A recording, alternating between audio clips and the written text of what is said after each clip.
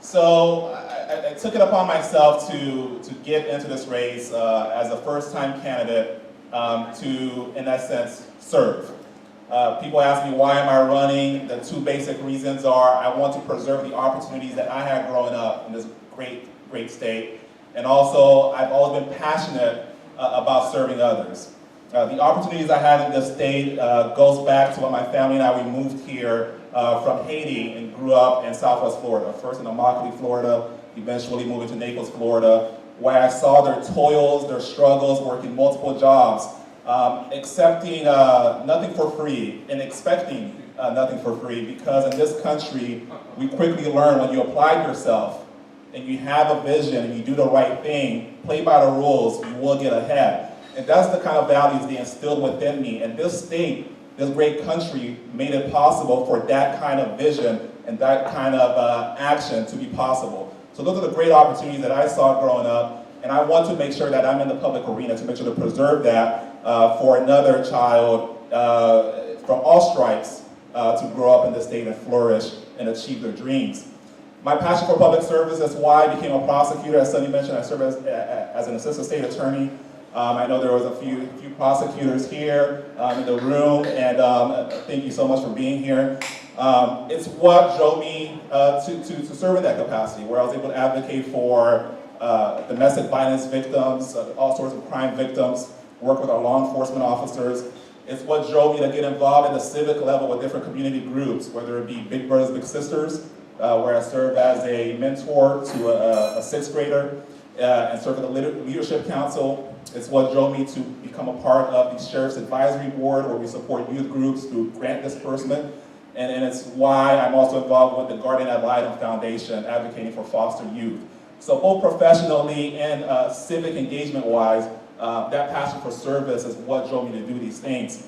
And this seat that I'm seeking, House District 66 here in Pinellas County, is an extension of that service that I want to pursue for the people here in Pinellas County.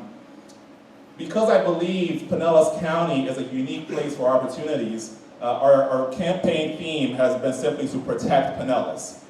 To protect Pinellas, we're going to have to focus on the basics, and that's in the areas of law enforcement, education, and economic growth. I call it the Safe Neighborhoods, Smart Schools, and a Strong Economy initiative. When it comes to safe neighborhoods, I think it starts first and foremost with supporting our law enforcement and first responders. These folks need to know that we have their backs and that they're doing a very tough job in the trenches, and our public policy folks up in Tallahassee, local, national, and otherwise, should be behind them and support them and make sure they have the tools that they need to succeed in order to keep us safe. Secondly, when it comes to public safety, we need to make sure that we have the right laws in the books that make sure that it protects the victims and make sure that it punishes criminal activity in order to make sure that those who seek to harm us, whether it be physically or violate our private property rights, are dealt with accordingly. And last but not least, in the area of public safety, I really don't believe you can have public safety without having personal safety. And that's why I'm a strong defender and believer of our Second Amendment rights to keep and bear arms, and I will be a strong defender of that up in Tallahassee. When it comes to smart schools, I think we need to reject one-size-fits-all bureaucratic mandates that are coming down and telling us how to educate our kids. There needs to be local control, there needs to be parental control, and there needs to be choice and avenues for all sorts of kids to be able to learn at their pace and how it serves them best. So in that regard, I'm a big defender of choice. I believe in our public school system. I'm a product of the public school system, and I believe it should be adequately funded. But at the same time, if a kid is languishing at a public school, we shouldn't just tell them that help is on the way and let them stay there. They should have the option, much like affluent families do, to make sure that they get out and have a better opportunity. And one of the things too, lastly, on education that I want to see a more active focus in is vocational education, skills-based training. College is a great thing. I went to college and it served me well. But not every child is going to go to college, and not every kid needs to go to college if what they want to do does not need a college degree. And so we need to make sure that we're responsible for what we're offering at the high school level as far as skills that they need or to get certificates and jobs of today where they can hit the ground running and be employed with necessary skills. So I'm a big fan of bringing back focus on vocational and skills-based training.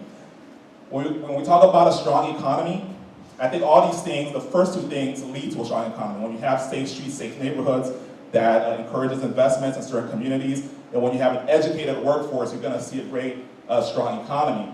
And a strong economy starts with making sure that that environment is there. What the state can do is to make sure that through tax reforms and regulatory reforms that we keep those low to make sure that businesses can thrive. We focus a lot on the taxes, but a lot of the regulations and rules are sometimes hidden taxes to making sure, to preventing a company from either growing or even starting. We need to make sure that we get those out of the way, those unnecessary things, so people can have employment when companies grow. We also need to be very active in how we attract businesses to our area. I'm a strong defender of that because we need to be in the game. If there's companies looking at other places to relocate, we need to make sure that Pinellas County in our area is getting a fair share of jobs being attracted here. And I'm going to be very active in making sure that our area is marketed and that jobs come here to make sure people get back to work. And last but not least, to have a great economic system, we also need to look at government spending.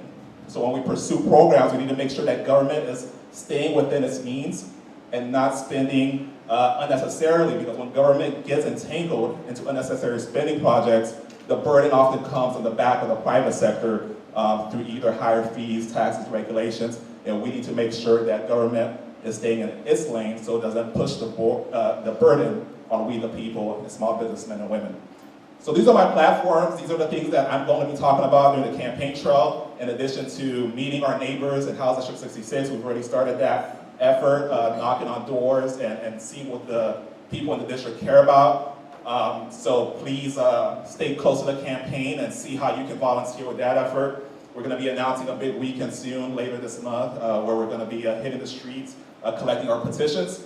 If you live in the district, we have petitions at the table there. Please sign your information to get us on the ballot.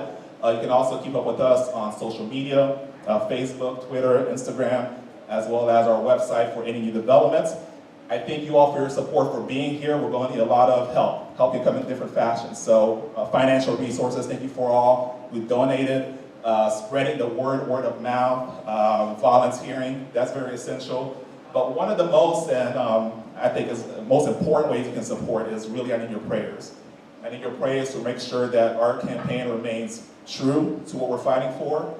Your prayers to make sure that we are looking after the interests of the constituents, and your prayers to make sure that we remain unrattled in our mission to protect Pinellas, because with your help and God's grace, we will protect Pinellas. Thank you very much.